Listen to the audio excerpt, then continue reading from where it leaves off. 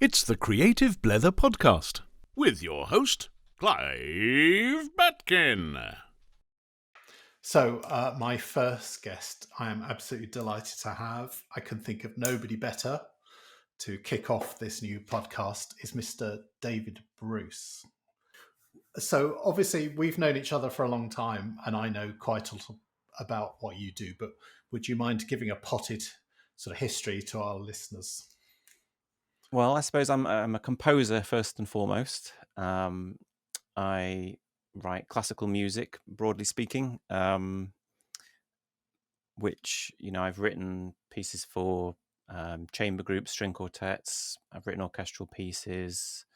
I've even written operas. I had quite a period in my life and I'm still hope to write more, but I've written some full-scale operas. One was recently it was my first ever second production of an opera in the Royal Danish Opera. So that was very exciting, although I couldn't make it because of lockdown, sadly. Oh, I'm not giving a very good potted history. I'm already diverting. no, it's perfect. So that's my main thing. I also have a bit of a career as a web programmer and website designer. The main thing that I do these days is run a website called 8notes.com, which is a sheet music website, which has basically for anyone who plays an instrument. There's a lot of very popular classical and traditional pieces, and they're arranged for all different instruments. So if you're an oboist or a cellist and you're looking for particularly a fairly well-known classical piece, the chances are we'll have it in a nice arrangement for your instrument. And then finally, in the last few years, I've become a YouTuber for my sins. So I have a channel, David Bruce Composer, where I talk about music and just a whole range of things relating to music from my point of view as a composer. I try and keep it as open-minded and as broad as possible, so it can be of interest not just to classical musicians but to rock musicians and jazz musicians. It does sometimes get pretty nerdy, so it can be quite in depth on complicated rhythms and things like that, but in terms of its attitude to genre, it's very open-minded. Sure. As am I. And I would agree, having seen your videos, I would totally agree with that. I mean, all of those things you do, I mean, they're fascinating to me. I'm sure they'll be fascinating to other people.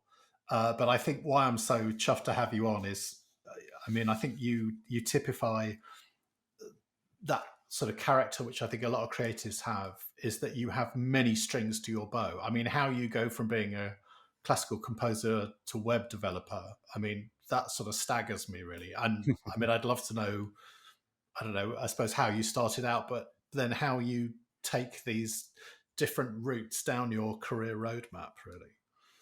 Yeah. I was always interested in both to some extent. That I got my first computer, like a VIC-20, when I was probably 14 or 15,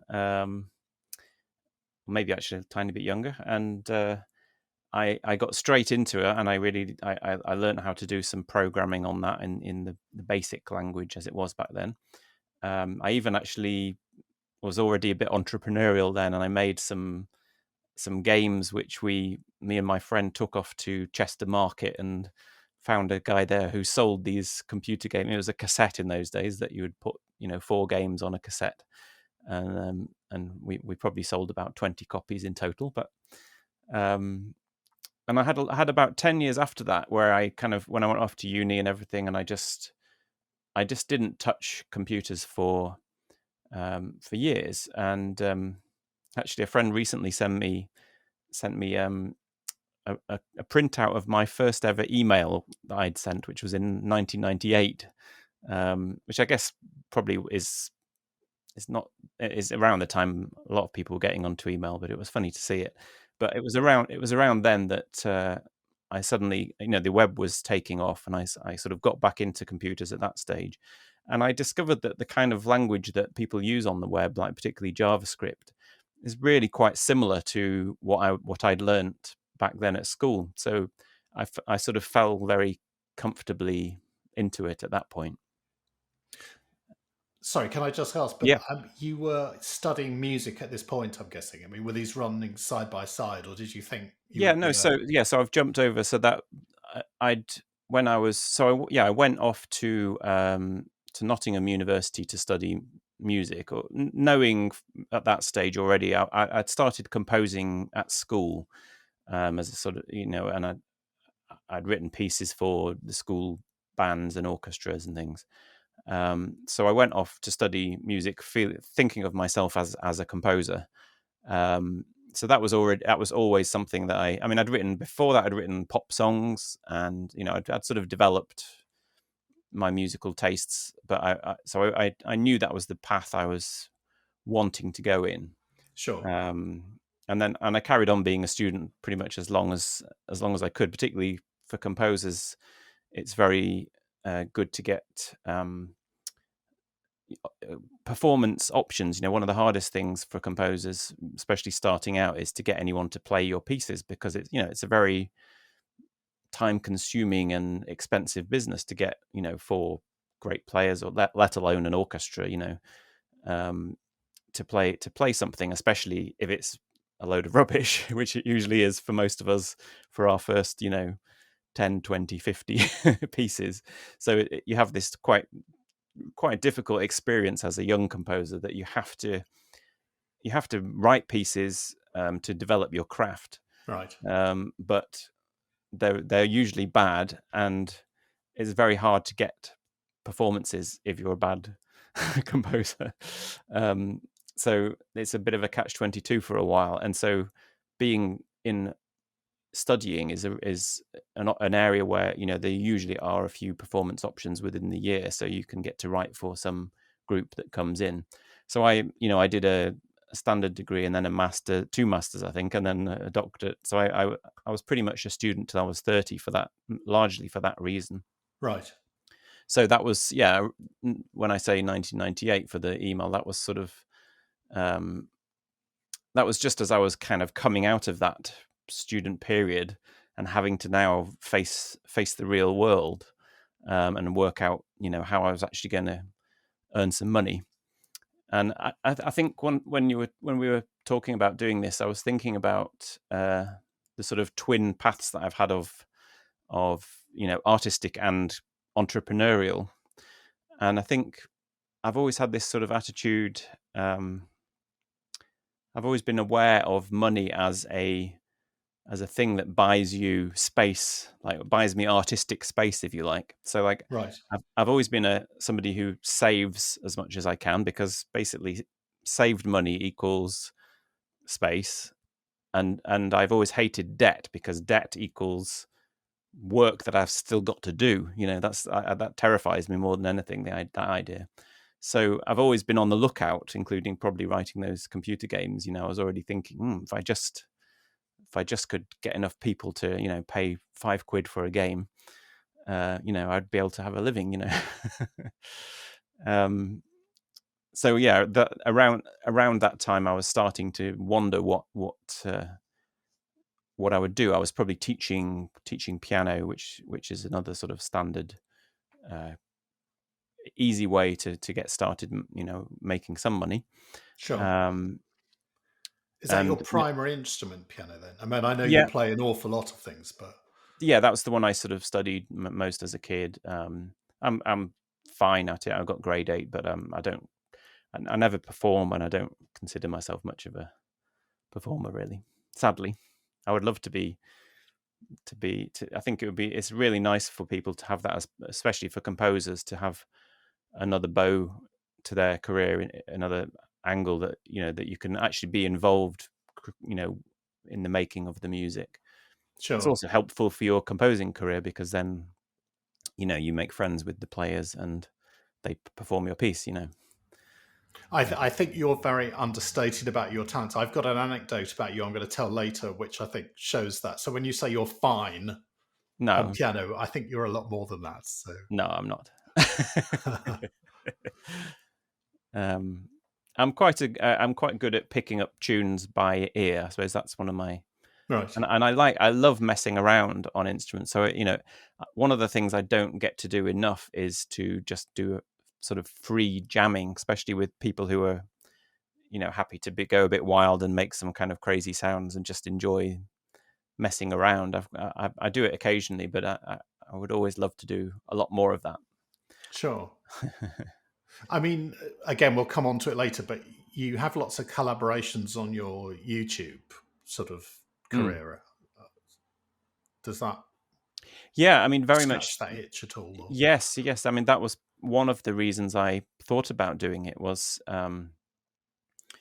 because I've seen how it's a great platform once you build up enough of a community that you can start interacting with other people and people start being excited to be on your channel and to do stuff with you. Yeah, so it's starting to become like that. I've already done a few projects which are where we get a bunch of musicians and a few other YouTubers write pieces for them, and I think there's a lot more potential there to explore things around that. I mean, the challenge is to keep it. You've got to keep it an entertaining video at the same time. I think that's the slight challenge with it, because a lot of the most fun things to just jam would probably not be that entertaining to watch for anyone else. It's more just for me to mess around and enjoy. Sure. And again, I mean, we'll come to it later, but your videos are very engaging is the word, I think.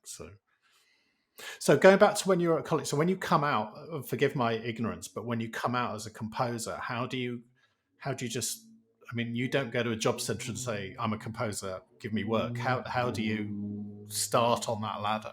It's really, really difficult. And it's for all that time I was studying, I was wondering that question and wondering, trying to like observe and see any models of how it worked. For a long time I was kind of focused on this one group, the London Sinfonietta, who play a lot of contemporary music.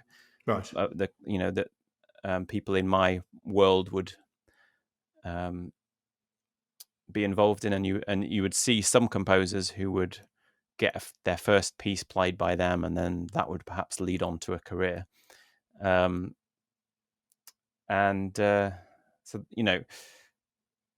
that was perhaps what I thought. And another option, sometimes there are a few competitions that sometimes get people started. One of the first steps I got was, it was one of those kind of good luck moments where I'd been on a summer course, and I just happened to mention to the teacher that I was interested in writing for voice. I think I didn't say more than that. And then he'd been in touch with an opera company who had asked him for candidates. They were going to do a new project with where they were going to do 5 brand new operas that were just going to be 10-minute operas. So they were just looking for composers to write a 10-minute opera, which I thought was a really cool idea, because it would be a really great way to get some experience of just writing something tiny. It was only for 3 players and 3 singers as well. Right. And I was writing this kind of quite difficult, like proper, avant-garde kind of music, quite dissonant and angry. And for some reason, I had this idea of of Spot the Dog, which is like the kids' cartoon. Right. I'm trying to remember where I was coming from with that. I can't quite put myself in my mind back then, but I had this clear idea. I wanted to do this kind of cartoonish thing with, and they were so kind of puzzled by this. I don't think they particularly thought anything that I sent them of my music was particularly interesting, but they were puzzled by this mixture of a sort of serious modernist composer wanting to do Spot the Dog, that I became one of their 5, and we did that was my first mini opera, which my mum still hates because it was called 7 Tons of Dung, and it featured a dung beetle as a sort of mythical creature of reincarnation and bringer of life, Right. He sort of sang atop his dung heap about, I'm the god of reincarnation. Because 7 tons of dung is the amount that a cow poos in a year. Really? I did not know that. I bet nobody knew that. So you can see why my mum wouldn't like that one. Yeah, educational. But yeah, so that was one, and that was such a revelation for me. The whole opera world, it was so exciting, and the contemporary classical composer world is very insular, and it's mainly a bunch of composers sort of sneering jealously at each other, and very inbred competitive kind of feeling. And this was it was just like normal people, and just the color of the theater as well. I just really, really enjoyed it. So that was definitely one avenue which started to slowly open the doors for me. What kind of age were you at this point? So that was around that same sort of time. So I was probably 28, 9, something like Right. that. But then I think, yeah, so that led on to a couple of more operas with the same company called Tête à Tête.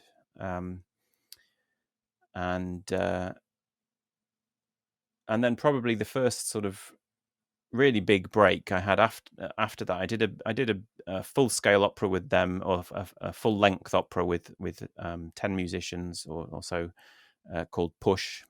I think that was about the time we met. I think I came to see Push.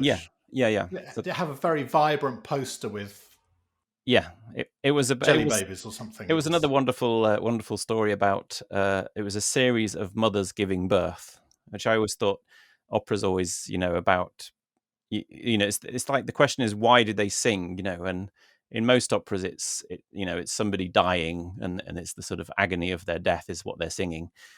And so me and Anna Reynolds, who was the librettist, we were thinking, sure. We were thinking, well, why can't it be birth? That's definitely another good reason to scream out loud and to just to sing. And so we had this kind of,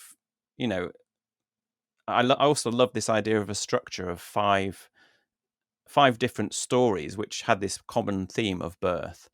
And we actually ended up sort of interlocking them with a little mini story of the cleaners who had come in between, and the cleaners themselves gradually fell in love. And then the fifth scene was the cleaner herself giving birth, sort of every woman kind of ending. So that was an amazing experience for me to write my first full length thing like that, and I really enjoyed that. But talking about how you build a career. So even at that stage, which was probably I was 34 or something, it still felt pretty dead as a career. It still felt like very little happening. And I think before I'd written Push, I'd probably had 2 years of no commissions, and I'd actually done some IT work at that point. I'd been in a doing some contracting jobs as when the .com boom happened in the 2000s. I did a couple of sort of 2-week contracts as an IT web programmer, and I earned more in those 2 weeks than an entire term of piano teaching. So at that point I thought I should probably do a little bit more of that. I mean, it was quite I felt quite proud of myself in a way that I'd managed to it was always something I never was going to do, was go and do an office job. So I kind of I'm not proud. I survived several months in offices during that period. Well, we all need the eggs, as Woody Allen used to say. I mean, you do what you have to do, and because you're a family man at that point, were you? My daughter was born in 2002, so it would have been overlapping with that, around that time. Sure. So then at some point after that, there was an opportunity that came up, a sort of competition, but it was a place on a sort of workshop scheme with Carnegie Hall in America, where they were asking for composers and singers, and we were going to create a little song cycle for performance at Carnegie Hall. So I sent off the score of Push to that, and was really delighted when that got accepted. And actually, that performance of the new piece that I wrote there led to a real kind of flourishing, and I got a couple more commissions from Carnegie Hall themselves, and I got quite well known in America, and I had a whole bunch of different performances in America leading on from that. I became composer in residence with the San Diego Symphony for a while, and a whole bunch of different things. So that since then, which was age sort of 36, that was when my career, I suppose, felt like it was really what actually came into existence, But even today, I still feel, I mean, I'm actually kind of happy with the balance of it. But it's definitely, if I wasn't doing the other things I was doing, it would feel quite a sort of desolate place, where you just get sort of one commission a year or something like that, where you just, it's a sort of, it's really hard to have this feeling that, it's a limitless supply of people who will play your pieces whenever you like. There's a couple of composers who get to that stage, but it's most composers end up doing a university job, so they teach in university. I tried a little bit of that, and I didn't particularly enjoy it. Where was that? Where were you? Well, when I was doing my doctorate at King's in London, I did some sort of assistant teaching there, and that, no, it was enough. Like, was particularly doing lectures. I found I was sort of sweating about them for like a month in advance, and then standing up in front of these students. You probably find it funny now knowing that I'm a YouTuber, but it's a completely different experience from Yeah, no, sure. With YouTube, you can edit. That's the main thing. So you can just make yourself sound very fluent, and whereas to actually have to stand up there and in front of a bunch of students, and I found that very nerve-wracking, so I didn't enjoy that. Right. It's an amazing story though, because again, I remember at the period I didn't know you very well, but I remember saying to a sort of common friend, "Well, have you seen David recently?" And he went, "Oh no, he's off in Carnegie Hall." And I mean, I think I thought he was joking, but he went, "No, no, he's." I mean, that's not a bad thing to have on your, when you say you haven't had many things under your belt, that's not a bad thing to have on your CV. That's extraordinary. It was very nice. I mean, I actually, at one point, things conspired in such a way that I actually, because they've got 3 different halls at Carnegie. There's the big hall, the one everyone thinks about, but then there's a medium-sized and a small sort of chamber version. And the night that the San Diego Symphony came to, they came and gave their first ever performance at Carnegie Hall, and they did one of my pieces in the main hall. By complete coincidence, I'd been commissioned through the hall for a small piece in the small hall. So I had this and it turned out that they were on the same night. Can you believe it? So I had this absolutely hilarious sort of comic book. It just worked with the timing. So the orchestral piece was on first in the main hall, and I literally went. I took my bow, went backstage, saw Lang Lang, the famous pianist who was just sitting there waiting to go on. Dashed past him down in the backstage corridor downstairs, and I just arrived for the interval in the downstairs performance, and my piece was going to be on straight after the interval, a song with a pianist. So I really did feel like I'd made it at that point. I had, out of 3 halls, you were on in 2 of them. That's extraordinary. Yeah. But it's not all like that. It's a very weird life as a composer, because you get little moments like that, and then you get a year where it's just you in your office. Sure. It's really weird. It's quite hard to wrap your head around sometimes. And Sure. it does require a sort of, I don't know, a mental strength or confidence or something, just to keep going. I mean, I think I am naturally stable and confident, but even then I have so many wobbles,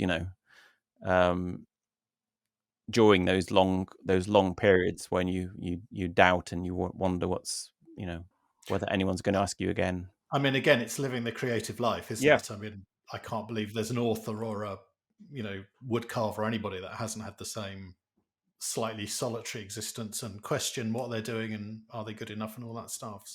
Yeah, exactly. So are you still composing now? Do you still have time to do that on top of the other stuff you're doing? Yeah, very much so. Yeah. I finished during the lockdown. I finished a piece for the LPO, London Philharmonic Orchestra, with a guitar solo. You'll be interested to hear. And it was going to be premiered a couple of months ago in lockdown. So it was going to be filmed and broadcast online. And the guitarist managed to slice his finger like 2 days before. So they're weak guitar players. They was.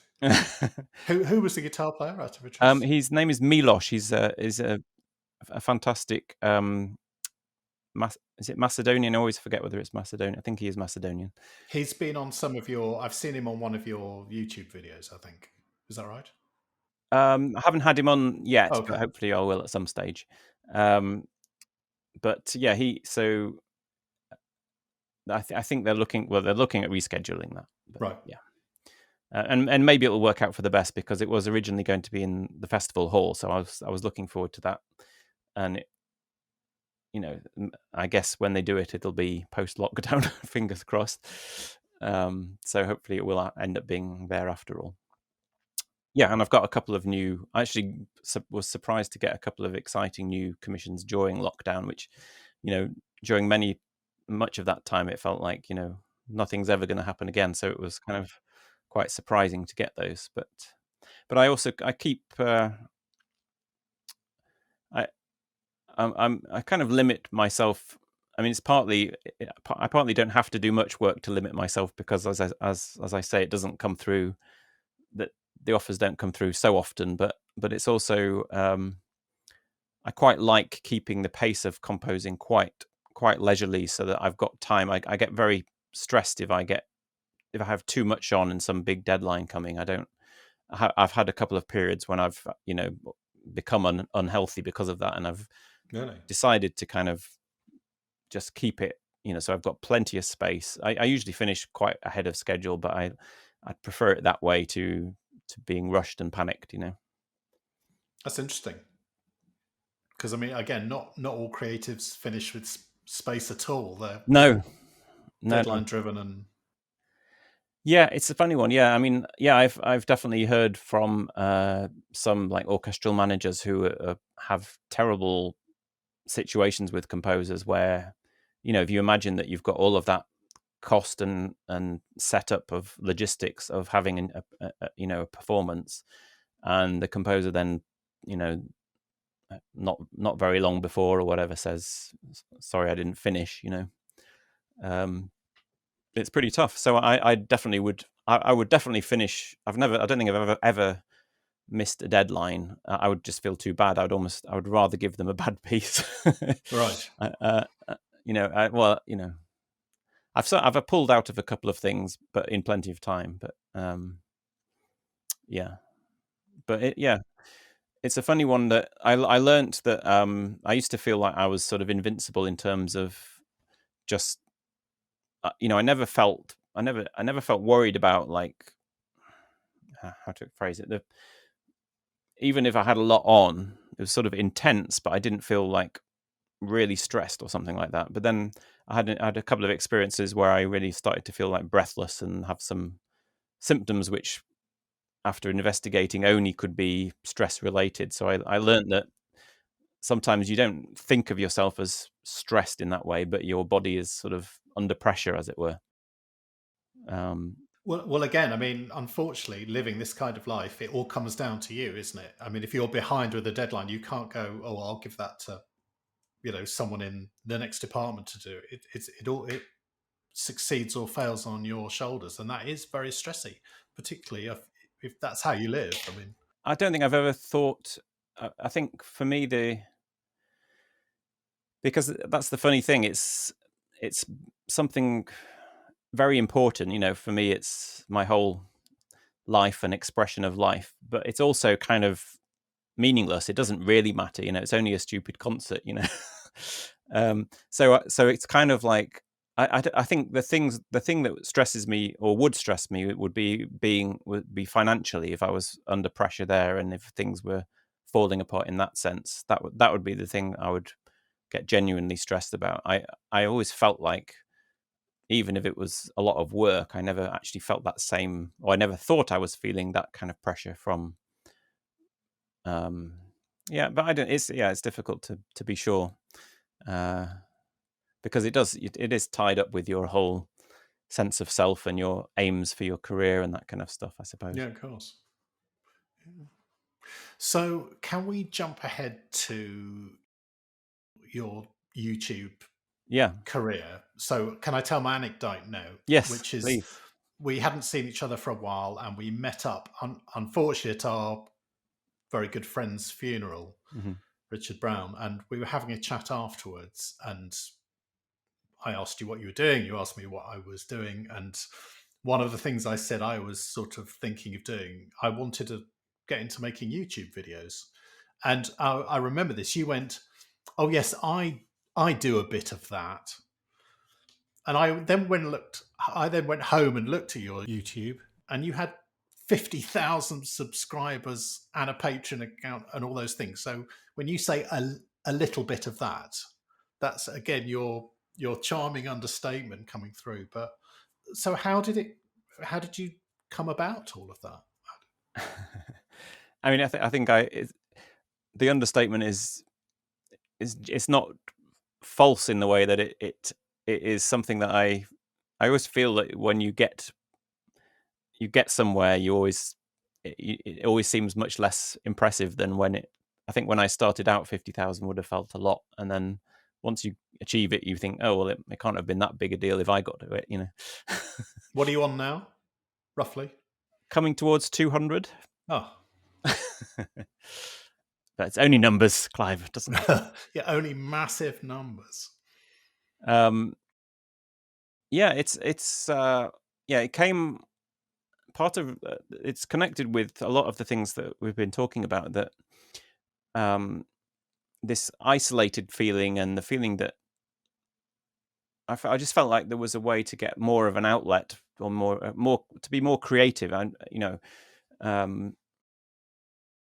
than just sort of putting the notes on a piece of paper and waiting a long time for one day of a performance. I just felt like I would like to have more interaction and more experience of other things, I suppose. I think there was a couple of videos that I watched which probably triggered the idea. There's a sort of jazz YouTuber called Adam Neely, who I've actually now featured on my channel a few times, but he was one of those early influences where I saw him doing. He does quite sort of in-depth, sometimes even quite philosophical music and music theory videos, and I saw him doing one on Nankara, who is a sort of,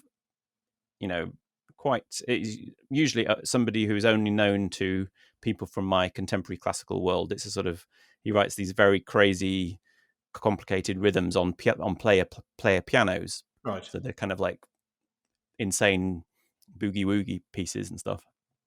And I saw one of his videos just about this guy with hundreds of thousands of views on it, and that started me thinking, well, I could come at the similar topics, but from my angle as a classical musician, and I felt like I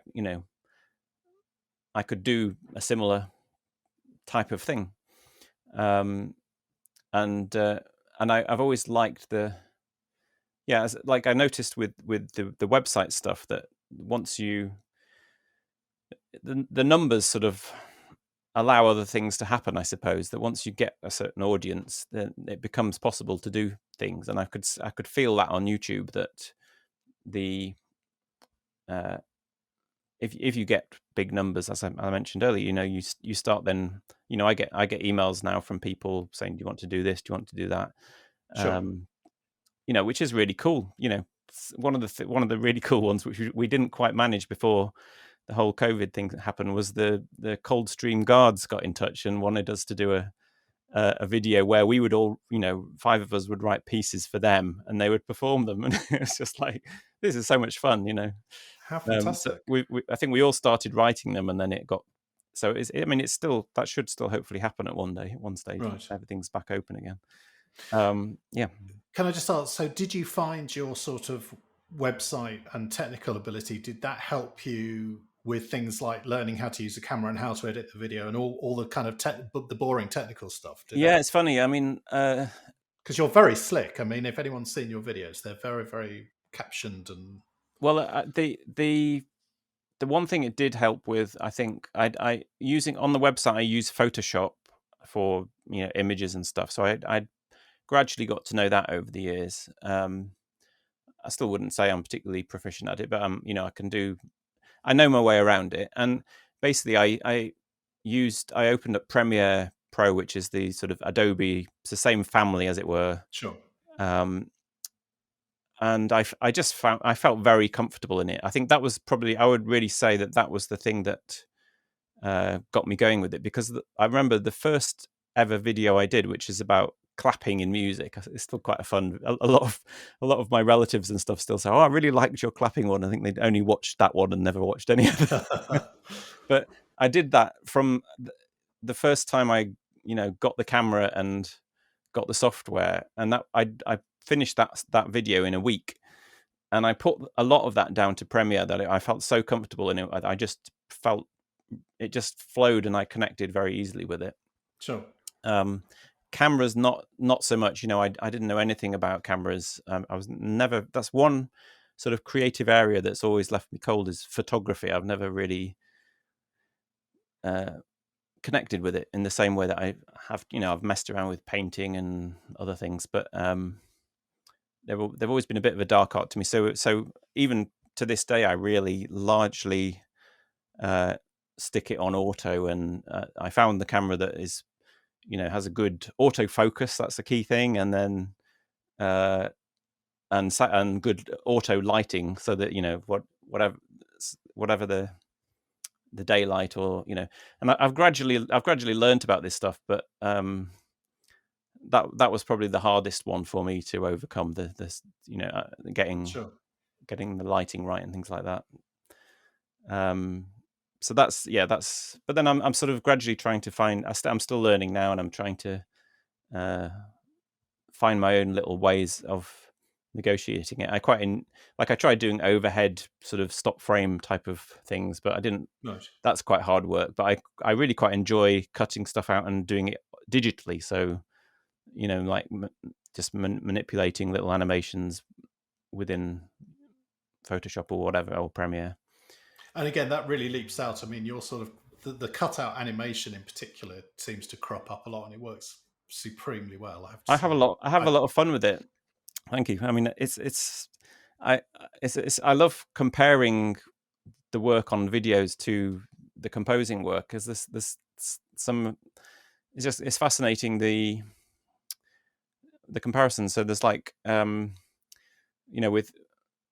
with composition, it's the initial stages are torture. You're sort of, I'm always in this kind of real, like, upheaval kind of feeling, where until I can actually get something going, it's like squeezing it out.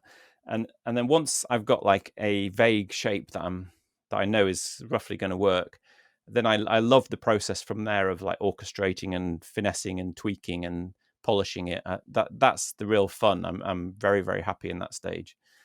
And it's very similar with the videos. So, getting the script down and kind of organizing it and getting it into shape, that's but putting it forth in its form is really painful and unpleasant.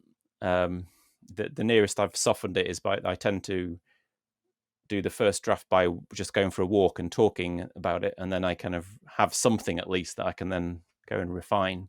But then I love, the more I get into it and the more I start putting it into Premiere, I love I know if I could just chuck that thing in there and make that little joke or whatever. That's really good fun. And again, it must take, I mean, I don't know how you manage all these things. I mean, because I know how incredibly time consuming all that stuff is. So, any tips for time management or not sleeping? And tips for time management. Gosh, I mean, I tend to do it. I have these 3 strains, I suppose, and I'm pretty instinctive about it. I think when you're in the mood for something, it goes a lot quicker. So I try not to battle something. If it's not going, I'll try and move on to something else. Sure. Yeah, so I think the instinct, I think I like to think that I work quite instinctively about quite a lot of things, about even like career choices and like heading down the whole YouTube path seemed pretty mad for quite a long time. When you're doing those first videos for several months, and there's like 20 people watching, and literally your friends are saying, why are you doing this? Yeah. that's quite tough to get through. Never listen to your friends is rule number 1, I think. But that's fantastic. So we're gonna have a longer chat about some of this in our special bonus content for all our potential patrons. But how do people find you? Tell me, and I'll obviously put all the links in the show notes and stuff. But tell me, how do people see what you do? The YouTube is David Bruce Composer. I've got a website, davidbruce.net, for my personal composing, and 8notes.com, number 8 notes is the website. Good. Lots of ways of finding you. Any closing thoughts? I mean, any advice to any budding composers or YouTube people or web developers or any of the other things you've had involvement in? It can be mundane if that's easier,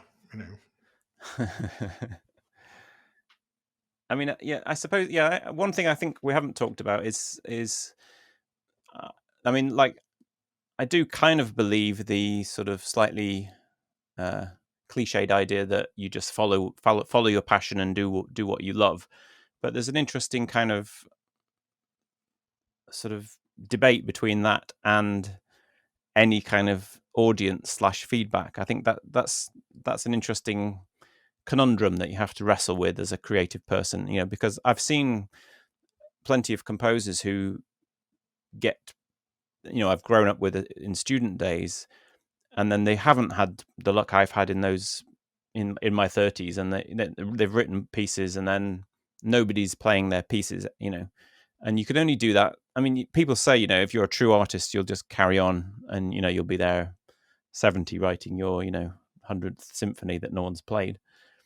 It's pretty challenging to do that, and it's pretty disheartening and pretty difficult. And so it's an interesting line between because you're seen as sort of selling out if you do things for an audience, and actually it is sort of, if you really were doing that, it is quite hard to do that. But I think there's an interesting kind of overlap, I suppose. There's I've noticed it on YouTube, for example. There's areas that so you could say just do videos that you want to do, right?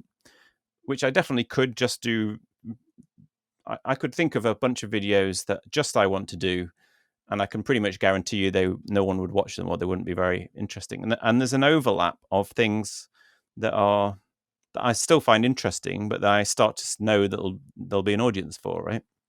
There might be other ones which are much less I want to do, and that might be a bigger audience, But I feel like that it's about, finding a bit of a balance between those things. So sometimes you might just want to do your own thing, and who cares whether anyone likes it, because I'm really into it, and that's, I want to do it. That's a great thing to do. Sure. But then sometimes you might want to try and, attract a larger audience and do something that will put it out there. So I don't think there's a rule to being, a sellout or not a sellout. It's a bit of a balance. That's probably interesting. I mean, I'm sure the world is full of artists or creatives that do something as a hobby, and then obviously they have the freedom to go, well, I'm just going to do what I want to do. I don't care if anybody likes it. I like it, and that's why I'm going to do it. But if you if you have another way of feeding your family and you want to do that, that's great. But Yeah. if you want to, it's like people who start a business with no market research and go, well, I don't care if there's a need for it. I'm going to do this thing, and people will, I'm going to make a need for it, and that doesn't always work. So yeah. Interesting. Well, whatever you do, you're doing it very well. I mean, you've always done it very well. So that's thank you. One of the reasons you're such an interesting person to know. So thanks for having me. It's been an utter pleasure. I mean, to be honest, I feel we skipped over stuff. So would you come back at another time? Yeah, absolutely. I'd love to. I'll look forward to seeing the podcast flourish and grow. Well, we'll see how. If you'll still have me when you're famous, I will be gladly come back. David, yes, I used to know him. Yes, of course. Wonderful. Thank you so much for coming on. We're going to go and have a little bit of an extended chat. And to everybody else, thank you very much for listening and watching, and we'll see you next time. The Creative Blether.